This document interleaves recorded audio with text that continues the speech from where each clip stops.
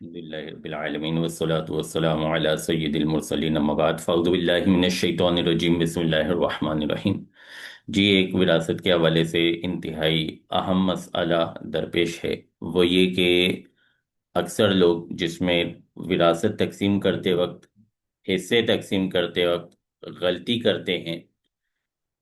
وہ یہ کہ وہ صرف اور صرف جو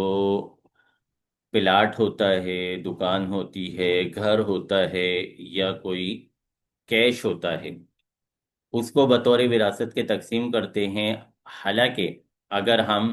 شریعت میں دیکھتے ہیں تو وراثت کا ایک نام ترکہ بھی ہے، اور ترکے کا مطلب یہ ہوتا ہے کہ مال متروکہ، یعنی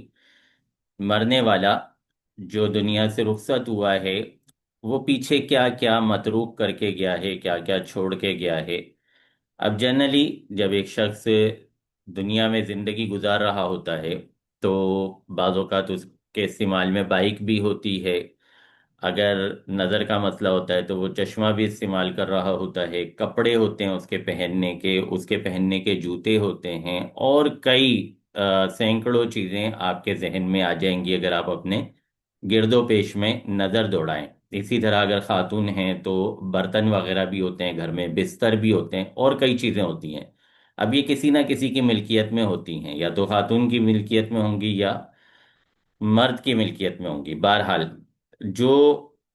مال ہے، جو بھی وہ چھوڑ کے مرا ہے مرنے والا، تو وہ ترکہ ہے، وہ متروکہ مال ہے، اس میں وراثت جاری ہوگی، وراثت کے تمام اصول اس میں جاری کیے جائیں گے۔ عمومی طور پہ 90% بلکہ اس سے کافی بڑھ کے یہ غلطی پائی جاتی ہے کہ بہت ساری چیزوں کو نظر انداز کر دیا جاتا ہے، یا تو لوگ اپنی مرضی سے اپنے پاس رکھ لیتے ہیں کہ جی یہ بائک جو ہے یہ بیکار ہی پڑی ہے، اب والد صاحب کے دنیا سے جانے کے بعد تو چلیں یہ میں اپنے یوز میں لے لیتا ہوں، یا موبائل والد صاحب استعمال کرتے تھے تو اب یہ کسی کے استعمال میں نہیں ہے، چلے میں لے لیتا ہوں۔ تو یوں کر کے مختلف چیزیں آپس میں بٹ جاتی ہیں، چھوٹی موٹی چیزیں جن کو شمار کیا جاتا ہے، نارمل یوز کی چیزیں جنہیں شمار کیا جاتا ہے، اور جو بڑی چیزیں ہوتی ہیں ان کو بطور جائیداد کے، انہیں بطور وراثت کے سمجھا جاتا ہے اور بطور وراثت کے ان کو لیا جاتا ہے۔ پھر ان میں بھی کئی طرح کی بے احتیاطیاں ہوتی ہیں، وہ ایک الگ بحث ہے۔ لیکن اس وقت جو میں آپ کو بتانا چاہ رہا ہوں وہ یہ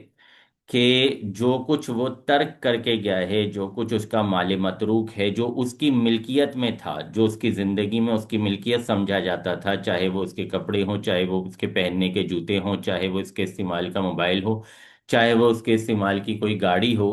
جو بھی چیز ہوگی وہ تمام کا تمام مال متروکہ شمار ہوگا، ترکہ شمار ہوگا، اور اس سب میں وراثت جاری ہوگی، اور اس سب میں وہی تقسیم کاری ہوگی جو